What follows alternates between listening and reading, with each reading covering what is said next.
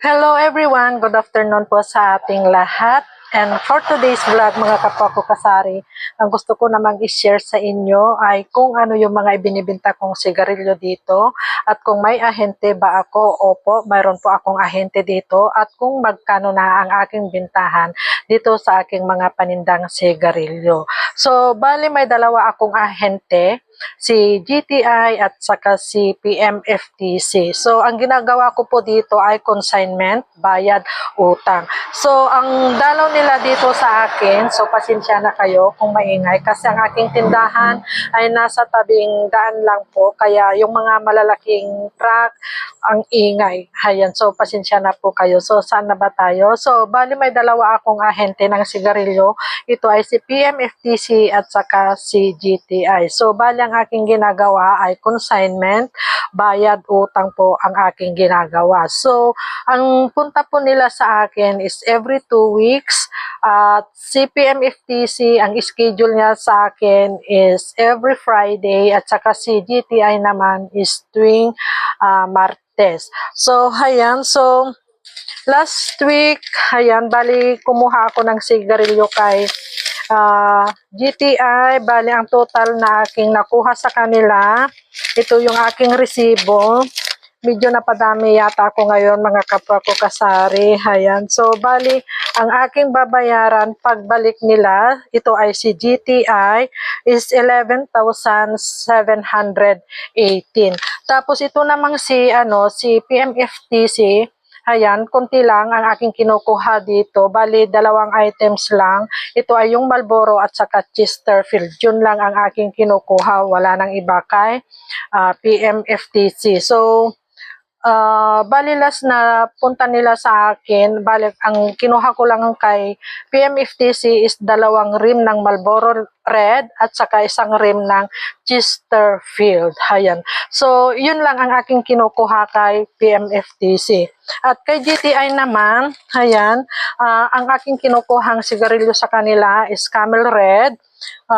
Ito yung yellow, Winston, Marbles Green at saka Marbles Red, Mighty Red at saka Mighty Green. Yun lang ang kinukuha ko kay GTI mga kapwa ko kasari. So ngayon punta na tayo dito kung magkano na ang aking bintahan ng aking mga sigarilyo. So alam naman natin lahat na si PMFTC at saka GTI ay nagtaas na. So bali ang itinaas ko lang naman is 1 peso. Yung dati kong 7 pesos, ngayon ay 8 pesos na. Yung dati kong 8 pesos, ngayon ay 9 pesos na. At yung dati kong 10 pesos is 11 pesos na ngayon. So, dati ang bintahan ko ng Marlboro, lahat ng klase ng Marlboro, is 10 pesos, ngayon is 11 pesos na. Chesterfield na dating 7 is 8 pesos na sa akin ngayon mga kapwa ko kasari. At dito na naman tayo kay GTI. Winston, dati ang bintahan ko ng isang stick ng Winston is 9, ngayon is 10 pesos na. At itong si Camel na dating 7 pesos, ngayon ay 8 pesos na. Lahat ng klase ng marble sa akin is 9 pesos na dating 8 pesos. Ganon din si Mighty Red at Mighty Green na dating 8 pesos, ngayon ay 9 pesos na mga kapwa ko kasari. So, piso lang naman ang itinaas niya mga kapwa ko kasari kasi sinusunod ko naman yung sinasabi ng PMFTC at saka si GTI. Ayan, kung ano yung sinasabi nilang ganito lang ang ipresyo mo, sinusunod ko yung mga kapwa ko kasari. So, hindi katulad ng ibang tindahan, kagaya ng Camel na sa akin is 8 pesos, sa kanila is 9 pesos. Kasi nga, wala silang ahente. Bali, bumibili lang sila sa bayan mga kapwa ko kasari. Kaya medyo mas mahal sa kanila ng 1 pesos. So, yung iba na tindahan, kagaya ng Marlboro, ayan, na 11 pesos lang sa akin, sa kanila is 12 pesos or 13 pesos sa ibang tindahan mga kapwa ko kasari. So, ayan, yan talaga yung aking price ng mga sigarilyo dito sa aking tindahan. At siya nga pala, dito ko inilalagay yung mga paninda kong sigarilyo sa garapon. Hayam, kung mapapansin nyo, yung ganitong lagayan niya is may level na ganyan tulad nito, camel, tapos may price. Ayan, para hindi kaagad sumingaw mga kapako kasari, saka ganyan siya.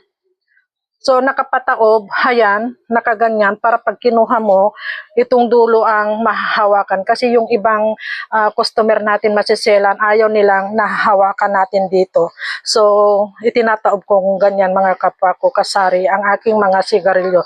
So, ganyan siya. Ayan, so lahat nakagarapon ang aking mga sigarilyo at may level siya at nandito na rin yung price kasi para hindi malito yung mga kasama ko dito sa tindahan na nagbabantay katulad ni Mister saka yung si Mother, alam na nila ang presyo ng mga sigarilyo kung may nakalagay na presyo mga kapako kasari. So ito lang muna ang aking isi-share, price update tayo sa mga sigarilyo. Ayan. So ito yung update ng aking mga sigarilyo mga kapako kasari. So yan lang, happy selling na lang po sa ating lahat. God bless us and bye. Thank you for watching. Sharing is caring.